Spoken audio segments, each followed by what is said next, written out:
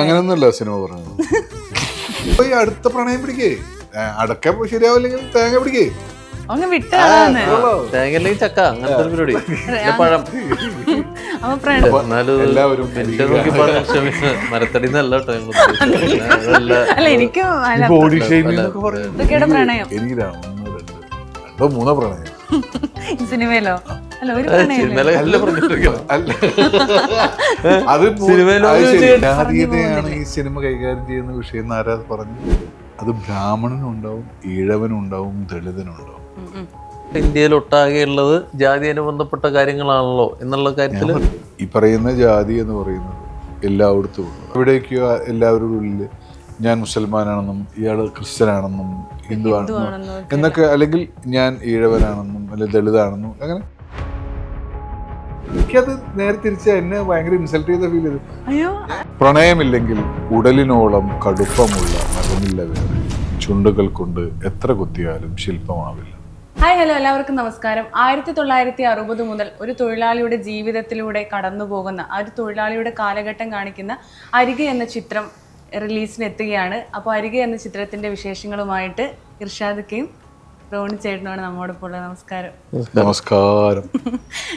അപ്പൊ ഇപ്പൊ അരികാണ് പുതിയൊരു വിശേഷം. അപ്പൊ അരിക് എന്ന് പറയുമ്പോൾ നമുക്കറിയാം 1964 കമ്മ്യൂണിസ്റ്റ് പ്രസ്ഥാനം വിഭജിച്ച ആ ഒരു സമയം മുതലാണ് ഒരു തൊഴിലാളിക്ക് ഉണ്ടാകുന്ന എന്തൊക്കെയാണ് ഒരു വിഷമങ്ങൾ, അപ്പൊ അതിന് മുന്നിൽ ഉണ്ടായിരിക്കുന്ന അവരുടെ ഒരു കാലഘട്ടം, അങ്ങനെയൊക്കെയാണ് സിനിമ പറഞ്ഞു പോകുന്നത്. എന്താണ് ശരിക്കും? അങ്ങനെയൊന്നുമല്ല സിനിമ പറഞ്ഞത്. അങ്ങനെയാണ് സിനിമ കാലഘട്ടം, നമ്മൾ ജീവിച്ച കാലഘട്ടം അടയാളപ്പെടുത്തണമല്ലോ. ഈ സിനിമയിലെ സെൻട്രൽ ക്യാരക്ടർ എന്ന് പറയുന്ന കോരന്റെ യാത്രയാണ് ഈ സിനിമ എന്ന് പറയുന്നത്. അയാളുടെ ജീവിതമാണ് ഈ സിനിമയുടെ. അതിൻ്റെ ഇടയിൽ വന്നു പോകുന്ന കോരന്റെ മകനാണ് ഞാൻ. എൻ്റെ മകളായിട്ടാണ് ശിഖ എന്ന് പറയുന്ന ക്യാരക്ടറാണ് ധന്യ ചെയ്യുന്നത്. എൻ്റെ അടുത്ത സുഹൃത്തുള്ള ക്യാരക്ടറാണ് ഡിക്രൂസ് എന്ന് പറയുന്ന ക്യാരക്ടർ ചെയ്യുന്നത് റോണിയാണ്. അപ്പോൾ അതല്ല ആ വിഷയം, കമ്മ്യൂണിസവും ഒന്നുമല്ല ഈ സിനിമയിൽ പറയുന്നത്. അദ്ദേഹം 64 ഞാൻ ജനിക്കുമ്പോൾ പാർട്ടി പിളർന്നതിൻ്റെ ഭാഗമായിട്ട് അദ്ദേഹം എൻ്റെ പേരിടുന്നത് ശങ്കരൻ എന്നാണ്. അപ്പോൾ സ്കൂളിൽ ചേർക്കുമ്പോൾ ശങ്കർ എന്ന് പറയുന്നു. ശങ്കർ എന്ന് പറയുന്ന ആ പേരിനോട് അയാൾക്ക് ഒരു തരത്തിലും യോജിക്കാൻ കഴിയില്ല. അയാൾക്ക് അപ്പോൾ അയാൾ പറഞ്ഞു ശങ്കർ അല്ല സാറേ, ശങ്കരൻ. അത് EMS നമ്പൂതിരിപ്പാടിനോടുള്ള ഒരു സ്നേഹത്തിന്റെ പുറത്ത് അയാൾ ചെയ്യുന്നതാണ് തോന്നി. പിന്നെ ശങ്കരൻ എന്ന് പറയുന്നത് കോമൺ ആയിട്ടുള്ള ഒരു പേരാണ്. അത് ബ്രാഹ്മണനും ഉണ്ടാവും, ഈഴവനും ഉണ്ടാവും, ദളിതനും ഉണ്ടാവും. EM ശങ്കരൻ നമ്പൂരിപ്പാടും ശങ്കരൻ തന്നെയാണ്. അപ്പോൾ അങ്ങനെയൊക്കെ ആ രീതിയിലാണ് അത് സിനിമ പോകുന്നത്. അല്ലാതെ അതൊരു കമ്മ്യൂണിസ്റ്റ് പാർട്ടിയുടെ ചരിത്രവുമായിട്ട് ഇതിന് ബന്ധമില്ല, വിഭജനവുമായിട്ട് ബന്ധമില്ല, ഒന്നും ബന്ധമില്ല. തൊഴിലാളിയുടെ എന്ന് പറയുമ്പം ഒരു താഴ്ന്ന കുലജാതനായിട്ടുള്ള ഒരാളുടെ ആ ഒരു ഇപ്പോഴും പാൻ ഇന്ത്യൻ സ്റ്റോറി എന്ന് തന്നെ പറയുന്നത് പണ്ടും ജാതീയത ഉണ്ടായിരുന്നു, ഇപ്പോഴും അത് തുടർന്നുകൊണ്ടിരിക്കുകയാണ്. അത് ഈ ചിത്രത്തിലൂടെ ജാതീയതയാണ് ഈ സിനിമ കൈകാര്യം ചെയ്യുന്ന വിഷയം എന്ന് ആരാ പറഞ്ഞു? അല്ല, ഞാൻ മനസ്സിലാക്കിയത് അങ്ങനെയാണ്. പാൻ ഇന്ത്യൻ സ്റ്റോറി എന്ന് പറഞ്ഞപ്പോൾ ഇന്ത്യയിൽ ഒട്ടാകെ ഉള്ളത് ജാതി അനുബന്ധപ്പെട്ട കാര്യങ്ങളാണല്ലോ എന്നുള്ള കാര്യത്തിൽ പേടിക്കണ്ട. അതല്ല, അതാണ് ഈ സിനിമ, അതൊരു പ്രത്യേക വിഭാഗത്തെ വിഷയം തന്നെയാണ്. അതുകൊണ്ട് തന്നെയാണ് ഇതിനെ പാൻ ഇന്ത്യൻ പറയുന്നത്. കാരണം ഈ പറയുന്ന ജാതി എന്ന് പറയുന്നത് എല്ലായിടത്തും ഉള്ളതാണ്. പ്രത്യേകിച്ച് കേരളത്തിൽ പക്ഷെ നമുക്ക് ജാതി ഇല്ല എന്നാണ് പക്ഷെ പറയുന്നത്. അങ്ങനെയാണ് നമ്മൾ പറയുന്നത്.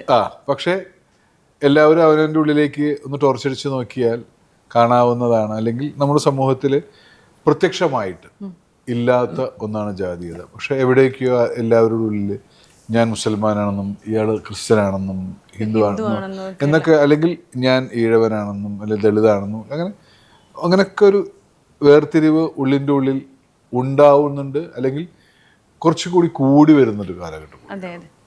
അപ്പോൾ ഈ സമയത്ത് ഇത് ഈ വിഷയം പറയേണ്ട ഒന്ന് തന്നെയാണ് എന്നുള്ള ഉറച്ച ബോധ്യത്തിലാണ് സനോജും ടീമും ഈ സിനിമ ഉണ്ടാക്കുന്നത്. റോണി ചേട്ടന്റെ ക്യാരക്ടർ ഒരു സുഹൃത്തായിട്ടാണ്. 64 പാർട്ടി പിളർന്ന സമയത്തുള്ള കാലഘട്ടത്തിലാണ് ഇർഷാദക്കയുടെ കഥാപാത്രം ഉണ്ടാവുന്നത്. ഞങ്ങൾ നമ്മൾ സുഹൃത്തുക്കളാണ്. ഞങ്ങളുടെ പോർഷൻസ് ഒക്കെ 90കളിലാണ്. അപ്പൊ ആ ഒരു അല്ലേ 90-കളിലാണ്. നല്ല രീതിയിൽ നിങ്ങൾ ഇതിൽ ആ സമയത്ത് ഹ്യൂമർ ഒക്കെ രണ്ടുപേരും ഇതിലുണ്ടെന്ന് പറഞ്ഞിട്ടുണ്ട്. അല്ല ഹ്യൂമർ അങ്ങനെ ചെയ്യാൻ ഇക്കോടൊപ്പം പറ്റുന്നതിന് കാരണം എന്ന് വെച്ചാൽ ബേസിക്കലി ഇക്ക കേച്ചേരിക്കാരനും ഞാൻ കുന്നംകുളംകാരനുമാണ്. അപ്പൊ ഞങ്ങൾ രണ്ടുപേരും തൃശ്ശൂർ എന്താ പറയാ ജില്ലക്കാരാണ്, ദേശക്കാരാണ്, അടുത്ത ദേശക്കാരാണ്. അപ്പൊ എന്റെ ഹോം ടൗൺ എന്നൊക്കെ പറയുന്നത് കുന്നംകുളമാണ്. അല്ലെങ്കിൽ ഞാൻ കുറെ കാലം കുന്നംകുളത്ത്. ഇപ്പൊ റോണി കുന്നംകുളത്താണ് വേരുകളുള്ളത്, കുടുംബ പേര്. കുന്നംകുളംകാരനാണല്ലോ നമ്മുടെ വെച്ചാല് എന്റെ കഥാപാത്രം പറയുന്നുണ്ട്, ഞാൻ ഇന്നലെ കുന്നോളം താവൂസി പോയിട്ട് താവൂസി പോയി സിനിമ കണ്ടു പറയുന്നത്. ഈ താവൂസ് തിയേറ്ററിന്റെ ഓണറാണ് ഈ ഇരിക്കുന്നത് ശരിക്കുള്ള ആള്. ഇപ്പോഴല്ല ഞാൻ പറയുന്നത് അതല്ല. അപ്പൊ അന്നത്തെ കാലത്ത് താവൂസ് തിയേറ്റർ രാജേട്ടന്റെ തിയേറ്ററിലാണ് ഞാൻ പോയി സിനിമ. മീൻസ് ഞാൻ പേഴ്സണലി ഇർഷാദ് എന്ന് പറഞ്ഞ വ്യക്തി ഒരുപാട് സിനിമ കണ്ടിട്ടുള്ളത് താവൂസിൽ നിന്നാണ്. ഞാനെന്ന് പറഞ്ഞാൽ ശങ്കരൻ എന്ന് പറയുന്ന എൻ്റെ കഥാപാത്രം താവൂസിൽ പോയി ഒരു സിനിമ കണ്ടിട്ടുണ്ട്. അപ്പോൾ ആ താവൂസിനെ കുറിച്ച് ഈ താവൂസിന്റെ യഥാർത്ഥ ഓണറോട് നമ്മൾ പറയുന്നത് അതൊക്കെ ജീവിതത്തിൽ ഭയങ്കര ഒരു ഭാഗ്യമാണ്. ഇതിന്റെ ഏറ്റവും വലിയ രസം സംബന്ധിച്ചിട്ട് ഞാൻ ഒരു കാര്യം കൂടി പറയാം. ഞാനിത് വലിയ ക്രെഡിറ്റ് ആയിട്ട് പറയണതല്ല. ഞാൻ സ്ക്രിപ്റ്റ് വായിച്ച ശേഷം സനോജ് സംസാരിച്ച ശേഷം ഞാൻ ഇങ്ങനെ ഈ ആൻഡ്രൂസ് എന്ന് പറഞ്ഞ ക്യാരക്ടർ, അപ്പോൾ അല്ല ഡിക്രൂസ് എന്ന് പറഞ്ഞ ക്യാരക്ടറിന് ആരെങ്കിലും സജസ്റ്റ് ചെയ്യാണ്ടോ ചോദിച്ചു. ഒരേ ആളുള്ളത് ചെയ്യാൻ അത് റോണിയാന്ന് പറഞ്ഞു. ഞാൻ പറഞ്ഞു എനിക്കത് വായിച്ചപ്പോൾ റോണിയെ കിട്ടി. നിങ്ങളൊന്ന് റോണിയെ ഒന്ന് പോയി കണ്ടു നോക്കൂ, റോണിയെ സംസാരിച്ച് നോക്കൂ. അപ്പോൾ റോണിയെയും കണ്ടപ്പോൾ സനോജും സംസാരിച്ചപ്പോൾ കറക്റ്റാണല്ലോ, ഇതായാലും ഞാൻ ഡിക്രൂസ് ഇത് കറക്റ്റാണ്. അപ്പോൾ ഞാൻ കാസ്റ്റ് ചെയ്യാൻ കാരണം വെച്ചാൽ ഈ ഡിക്രൂസിൻ്റെ കുറേ സാധനങ്ങൾ അഭിനയിക്കാതെ തന്നെ റോണിയിലുണ്ട്. ശരിക്കും പറയാം ബേസിക്കലി ഒരു കുന്നോളത്തുകാരനാണ്. ആ ക്യാരക്ടർ ക്രിസ്ത്യൻ പശ്ചാത്തലത്തിലുള്ള ഒരു ക്യാരക്ടറാണ്. തിയേറ്റർ വരുന്നത് തിയേറ്റർ ഒന്നും ഇതിൽ ബന്ധമില്ല. കുന്നോളത്തുകാരൻ്റെ ഒരു പ്രത്യേകത വെച്ചാൽ ബിസിനസ് മെന്റാലിറ്റി ഉള്ള ആളുകളാണ്. പക്ഷേ നമ്മൾ പലപ്പോഴും പല ആളുകളും പറയുന്നു കുന്നംകുളത്ത് ഡ്യൂപ്ലിക്കേറ്റിൻ്റെ നഗരമാണെന്നാണ് നിങ്ങളൊക്കെ പറയുക. അപ്പോൾ നമ്മൾ പക്ഷെ അത് വേറൊരു ഡ്യൂപ്ലിക്കേറ്റ് വന്നിട്ടുണ്ട് എന്നൊക്കെയാണ് പറയുന്നത്. ആക്ച്വലി നല്ല നെറിയുള്ള കച്ചവടക്കാരുടെ സ്ഥലമാണ് ശരിക്കും കുന്നംകുളം. ഞാൻ വിശ്വസിക്കുന്നത് അങ്ങനെയാണ്. എങ്ങനെയാണ് ഈ ഡ്യൂപ്ലിക്കേറ്റ് എന്ന് പറയുന്നത് അറിയോ? കുന്നംകുളത്ത് മാർജിൻ വളരെ കുറച്ചെടുക്കുള്ളൂ. ഇപ്പോൾ തൃശ്ശൂർ അങ്ങാടിയിൽ പോയിട്ട് നിങ്ങൾ ഒരു സാധനം മേടിക്കുമ്പോൾ 55 രൂപയുടെ സാധനം കുന്നംകുളത്ത് 45 രൂപയ്ക്ക് കിട്ടും. അപ്പോൾ ആൾക്കാർ പറയുന്നത് ഡ്യൂപ്ലിക്കേറ്റ് ആണ്. ആക്ച്വലി ഈ സാധനത്തിൻ്റെ യഥാർത്ഥ വില 25 രൂപയായിരിക്കും. അപ്പോൾ കുന്നംകുളത്ത് ഒരു 10 രൂപ മാർജിൻ എടുത്തിട്ട് 35 രൂപയ്ക്ക് അത് വെക്കും. തൃശ്ശൂർ അത് 20 രൂപ മാർജിൻ. അപ്പോൾ ഇതുകൊണ്ടാണ് കുന്നംകുളത്തിന് അങ്ങനെ ഒരു ചീത്തപ്പേര് വന്നതെന്നാണ് കുറേ കാലം കുന്നംകുളത്ത് ജോലി ചെയ്തുള്ള ഒരു വ്യക്തി എന്ന നിലയിൽ ഞാൻ തിരിച്ചറിഞ്ഞത്. അപ്പം ഞാൻ പറഞ്ഞു വന്ന് ഇതൊന്നും കുന്നംകുളത്തിൻ്റെ ചരിത്രം പറയാനില്ല. അങ്ങനെയൊക്കെ ഉള്ള ഒരു കച്ചവട മനസ്സുള്ള ഒരു കഥാപാത്രം കൂടിയാണ്. അടക്ക പോയാൽ നമ്മള് വേറെ തേങ്ങ ഇല്ലെങ്കിൽ അടക്ക എടുത്ത ഇങ്ങനെയാണ്. ഇതെല്ലാം വെച്ചാൽ ഞാൻ എൻ്റെ അടക്ക ബിസിനസ് പൊട്ടി ഞാൻ എന്താ ചെയ്യാ എന്ന് വിചാരിക്കുന്നതല്ല കുന്നംകുളത്തിന്റെ മനസ്സ്.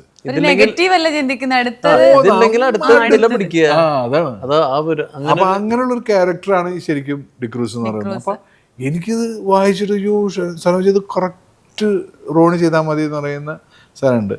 ഞങ്ങൾ കുന്നംകുളത്തുകാരെ മീൻസ് അടുത്തടുത്തപ്പോൾ കുന്നംകുളവും കഴിച്ചിട്ട് 7 കിലോമീറ്ററിന്റെ വ്യത്യാസമുള്ളൂ. ഞാൻ പക്ഷെ ഞാനൊക്കെ കുന്നംകുളമായിട്ട് അടുക്കുമ്പോഴത്തേനും റോണി അവിടുന്ന് പോയി കഴിഞ്ഞിട്ടുണ്ടല്ലേ. ഞങ്ങളന്ന് നാട്ടുകാരായിട്ട് പോലും ഞങ്ങൾ പരസ്പരം കാണുന്നത് ക്ലിപ്പ്. പിന്നെ വേറെ കാര്യമുണ്ട്, ഇക്ക ഒരു പക്ഷെ നമ്മള് തിയേറ്ററിൽ വരുന്ന സമയത്ത് ഞാൻ ഇക്കേക്കാൾ കുറച്ച് ജൂനിയർ ആയതുകൊണ്ട് ചിലപ്പോൾ കാണാതെ പോയതായിരിക്കും കേട്ടോ. ഇപ്പൊ ഞാൻ നടനല്ല അല്ല നടനല്ലെങ്കിൽ സിനിമകൾ കാണാൻ വന്നുള്ള കാര്യം പറഞ്ഞു. അതെ, ഒരുമിച്ച് ചിലപ്പോ ഒരേ ഷോ കണ്ടിട്ടുണ്ടാവും. മൃഗയ എവിടുന്ന കണ്ടത്? മൃഗയ പിന്നെ മൃഗയ താവൂസ് എന്നൊക്കെ കണ്ടിട്ടുണ്ടെങ്കിൽ ആ സമയത്ത് ഞാൻ 8 വയസ്സാ. മൃഗയ, മഹായാനം, വടക്കൻ വീരാഗത 1 വർഷമാണ്. അതാണ് മമ്മൂക്കയ്ക്ക് ഈ 3 പടത്തിനും കൂടി സ്റ്റേറ്റ് അവാർഡ്, നാഷണൽ അവാർഡ് വടക്കൻ വീരാഗതയ്ക്ക്. അപ്പൊ മൃഗയ എന്നുള്ള സിനിമയെ കുറിച്ച് നമ്മുടെ മൃഗയും മഹായാനൊക്കെ ഞാൻ താമസിച്ചു. അപ്പൊ ആ സമയത്ത് ഞാനുണ്ട്. വരുമ്പോ ഇതില് നല്ല പാട്ടുകളൊക്കെ ഉണ്ടോ? പാട്ടൊക്കെ ഉണ്ടോ? സിനിമയിൽ പാട്ടില്ല. പ്രണയമൊക്കെ ഉണ്ടല്ലോ. പിന്നെ എനിക്ക് ഇർഷാദക്കയുടെ പ്രണയം എനിക്ക് 1, 2, 3 പ്രണയം സിനിമയിലോ? അല്ല, ഒരു സീരിയസ് ആയിട്ട് പറഞ്ഞത് കുടുംബം പോക്കുളന്നോണ്ടെന്ന് നോക്കുകയാണ്. അത് സിനിമയിലോ കേട്ടില്ലേ? അങ്ങനല്ല. ഒന്നോ മൂന്നോ പ്രണയം അല്ല, അങ്ങനെ സിനിമയിലൊന്നും ചോദിച്ചേ. അല്ല, എനിക്കത് നേരെ തിരിച്ച എന്നെ ഭയങ്കര ഇൻസൾട്ട് ചെയ്ത ഫീൽ ചെയ്ത്. അയ്യോ ഞാൻ റിയൽ ആയിട്ട് 3 അതല്ല അപ്പൊ എന്നെ അങ്ങനെ കുറച്ച് കാണാം. അല്ല ഞാൻ അയ്യേ 3 അപ്പൊ അതിൽ കൂടുതലുണ്ടെന്ന്. അല്ല പിന്നെ ഞാൻ അങ്ങനെ പറയേണ്ട കാര്യം. അതല്ല, അത് ഇർഷാദിക്കയുടെ സൗന്ദര്യം കൊണ്ട് ഇപ്പോഴും ക്രഷ് അടിക്കുന്ന ആൾക്കാരുണ്ടാവില്ല. സൗന്ദര്യം നല്ലതിന്റെ വിഷയം അത് വേറെ, ആ രഹസ്യം പുറത്തു. അപ്പോ ഇതിൽ ശരിക്കും 2 പ്രണയങ്ങളുണ്ട്. ഞാൻ വെറുതെ പറഞ്ഞല്ല, സിനിമയിൽ എന്നെ തേച്ചു പോകുന്ന 2 പേരുണ്ട്. തേപ്പ് കിട്ടുന്നതാണ് 2. അതെനിക്ക് ഇത്ര കാവ്യാത്മകമായിട്ടാണ് ഡയലോഗ് പറയുന്നത്. അവിടെയാണ് പറഞ്ഞത്. ഒരു തേച്ചു പോയി നമ്മള് അടക്കയുടെ കച്ചവടമാണ് മുടങ്ങി കഴിഞ്ഞാൽ തേങ്ങ വെക്കണടാ, അതാണ് മൂപ്പരല്ലേ ക്യാരക്ടർ. അതെന്താ അർത്ഥം അവന്റെ? അല്ല, അതവിടുത്തെ ഒരു കച്ചവടക്കാരൻ അങ്ങനെയാണ്. ഒരു പ്രണയം പോയി അടുത്ത പ്രണയം പിടിക്കേ, അടക്ക ശരിയാവില്ലെങ്കിൽ തേങ്ങ പിടിക്കേ, അങ്ങ് വിട്ടാണ്. തേങ്ങ അല്ലെങ്കിൽ ചക്ക, അങ്ങനത്തെ ഒരു പരിപാടി. പഴം. അപ്പൊ പ്രണയം എന്ന് പറയുമ്പോ ഒന്നില്ലെങ്കിൽ അത് പോട്ടെ, അടുത്ത വരട്ടെ. അങ്ങനെയാണ് പിന്നെ പ്രണയം എന്ന് പറഞ്ഞാൽ അങ്ങനെ ഒന്നിട്ടാ ഒന്ന് വിടുക എന്നല്ല ഉദ്ദേശിച്ചത്. ആ ക്യാരക്ടർ അങ്ങനെ റിയൽ ലൈഫില് എങ്ങനെയാ റിയൽ ലൈഫിൽ ഒറ്റ വാക്ക് പറഞ്ഞുകൊണ്ട് ഞാൻ അവസാനിപ്പിക്കാം. ഇനി അത് വീരാൻകുട്ടി മാസ്റ്റർ ഒരു വളരെ പ്രശസ്തമായ ഒരു കവിതയുണ്ട്.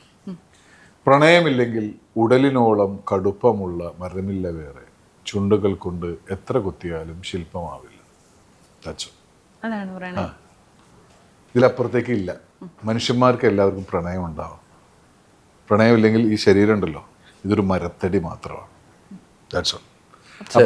എല്ലാവരും മരത്തടി ഇല്ല അതൊന്നുമില്ല. അങ്ങനെ പറയാൻ പോലെ മോശമായി. അല്ല, പ്രണയിക്കാൻ ഞാൻ ഒരുപാട് പ്രണയിച്ചിട്ടുണ്ട്. അതുകൊണ്ട് പ്രണയത്തിന്റെ കുഴപ്പമില്ല. അപ്പോൾ ഈ പ്രണയം, നമ്മൾ ഈ സിനിമയിൽ പ്രണയം ഭാഗമാണ്. അപ്പോൾ ഒരുപാട് വിഷമമുണ്ട്, സന്തോഷമുള്ളത്, സങ്കടമുള്ളതെല്ലാം ഉണ്ട്. അപ്പൊ അരികെ എന്തുകൊണ്ട് ഈ സിനിമ കാണണമെന്ന് ചോദിച്ചാൽ പ്രേക്ഷകരോട് 2 പേരും നല്ല കഥാപാത്രങ്ങൾ അവതരിപ്പിച്ച ഒരാളെന്നതിൽ എന്താണ് പറയാനുള്ളത് പ്രേക്ഷകരോട്? വലിയ സാമൂഹിക പ്രസക്തിയുള്ളൊരു വിഷയമാണ് അരികെ കൈകാര്യം ചെയ്യുന്നത്. എന്ന് വെച്ചൊരു ഭയങ്കര ദുരൂഹതയുള്ള ഒരു ഭയങ്കര സീരിയസ് ബുദ്ധിജീവി പരിപാടി ഒന്നല്ല. അത്ര പച്ച അതെ ഡിക്രൂസിന്റെ ബുദ്ധിജീവി പരിപാടി ഒന്നല്ല എന്ന് പറയുന്ന ആ സാധനം വെച്ചിട്ട്, എന്നാൽ എല്ലാവരും കമ്മ്യൂണിക്കേറ്റ് ചെയ്യുന്ന വളരെ ലളിതമായിട്ട് ആണ് സിനിമ സംസാരിക്കുക. വളരെ ഗൗരവമുള്ള ഒരു വിഷയമാണെങ്കിലും വളരെ ലളിതമായിട്ട് എല്ലാവർക്കും മനസ്സിലാവുന്ന രീതിയിലാണ് ഈ പുതുമകളെല്ലാം. ഇപ്പോൾ വളരെ വൈവിധ്യങ്ങളെ ഏറ്റെടുക്കാൻ തയ്യാറാവുന്ന മനസ്സുള്ള ഒരു ഓഡിയൻസ് കേരളത്തിലുണ്ട്. സിനിമകൾ ഇങ്ങനെ ഡിഫറെൻ്റ് ആയിട്ടുള്ള സബ്ജക്റ്റുകൾ പറയുമ്പോൾ അതൊക്കെ അതിൻ്റെ പുതുമകൾ കണ്ട് അത് സ്വീകരിക്കാനുള്ള മനസ്സ് കേരളത്തിലെ പ്രേക്ഷകർക്ക് കൂടുതലുണ്ടെന്ന് ഞാൻ വിശ്വസിക്കുന്നതാണ്. അവർക്ക് ഈ സിനിമയും ഇഷ്ടമാവുമെന്നാണ് വിചാരിക്കുന്നത്. അതുകൊണ്ട് തന്നെ ആ സിനിമ അവർ കാണണം. ഒക്കെ പറഞ്ഞ കാരണങ്ങളൊക്കെ തന്നെ നമ്മൾ ഈ പറഞ്ഞ തന്നെ 60-70 വർഷങ്ങളായിട്ട് നമ്മുടെ നാട്ടിൽ അന്നും ഇന്നും കാണുന്ന ചില കാര്യങ്ങളുണ്ട്. അത് ഇപ്പോഴും നിലനിൽക്കുന്നുണ്ട്. പിന്നെ പണ്ടത്തെ അത്ര പ്രകടമാക്കാൻ ആൾക്കാർക്ക് പേടിയാണ്. പക്ഷെ എന്നാലും അത് ഒളിച്ചും പാത്തും പതുങ്ങി ഇന്നും അത് പറഞ്ഞു പോകുന്നുണ്ട്. അപ്പോൾ അത് 3 തലമുറയായിട്ട് അനുഭവിക്കുന്ന വെച്ചാൽ ഒരു മുത്തശ്ശൻ, അതിനുശേഷം പുള്ളിയുടെ അടുത്ത തലമുറ, അത് കഴിഞ്ഞ് ആ പുള്ളിയുടെ മകള് കോരൻ, ശങ്കരൻ, പിന്നെ മറ്റു കുട്ടിയുടെ പേരുന്ന ശിഖ. 3 കഥാപാത്രങ്ങൾ, സെന്തിൽ, ഇർഷാദക്ക, ധന്യ. അപ്പോൾ ഇവരെല്ലാവരും കൂടി പോകുന്നുണ്ട് പരിപാടികൾ. അപ്പോൾ അതുപോലെ തന്നെ ഫണ്ണും കാര്യങ്ങളൊക്കെ ഉള്ളൊരു സിനിമ. അപ്പോൾ മൈക്ക് ഊരി വെച്ചു. അപ്പോൾ ഏതായാലും സിനിമ നല്ല വിജയമാവട്ടെ എന്ന് ആശംസിക്കുകയാണ്. റിലീസ് ഫെബ്രുവരി 28. ഫെബ്രുവരി 28-നാണ് അപ്പോൾ അരികെ തിയേറ്ററുകളിൽ എത്തുന്നത്. അപ്പോൾ എല്ലാവിധ ആശംസകളും നേരുന്നു. Thank you.